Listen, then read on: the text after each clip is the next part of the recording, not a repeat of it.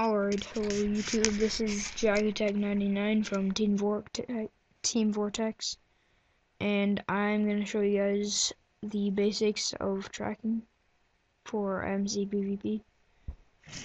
So, basically this is a vanilla tracker, and what trackers are used for is finding someone's base, XP farm, whatever, like tracking them to wherever they are to find them. And it uses some resources. It depends on how much you have, and there are many different types of trackers. I'm showing you the very basic one, and now I will show you guys how to make one.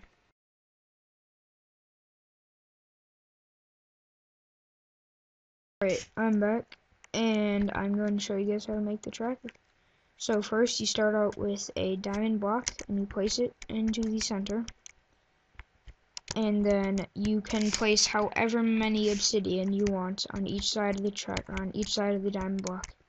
Each obsidian block counts as 25 blocks of range. Okay, so if I added a gold block to the end, well, never mind. So right now, because it won't work because there's no gold block at the end, so I'm gonna put 1, 2, 3, 4, 5, and then the gold block, just for demonstrational purposes. And then it reaches 150 blocks. But if I added another obsidian, then it would reach another 25 blocks. So let me add that for the rest.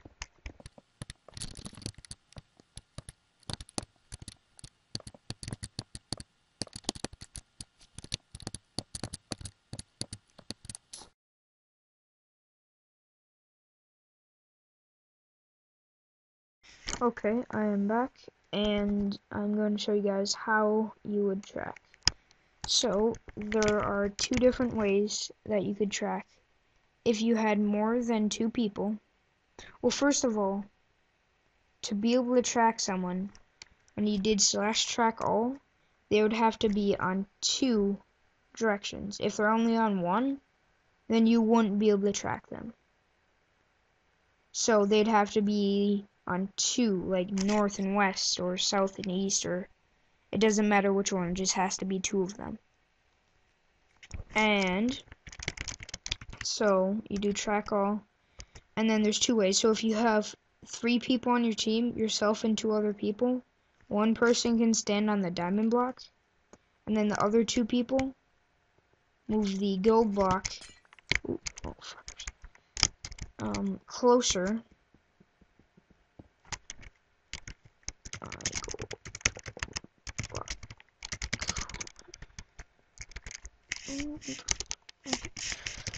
Alright, and they keep moving it closer. And let's say he is still on the tracker for this direction that I'm changing, which is south. If he's still on it, and I move it one more, and he's not on it, then you move it forward one more to check that he's still on, and if he is, then you have that coordinate. And then you do the same for the other arm until whenever you move it backwards one, he's not on. And whenever you move it forward one, he's on. And then the other way to track them would be to move the diamond block. So if you were by yourself, you can move the diamond block, so it's pretty much the same thing, but you just keep moving the diamond block. So he's on, still on, not on, and then that would be the same thing. And also, you don't have to move the blocks 1 block at a time. That is actually much slower. You don't have to go like that every time. at least in my opinion, it's slower. I would rather move it like 10 blocks down, and then if he's not on, then that cuts it down a lot. Anyway, now I'm going to show you guys how to calculate the coordinates.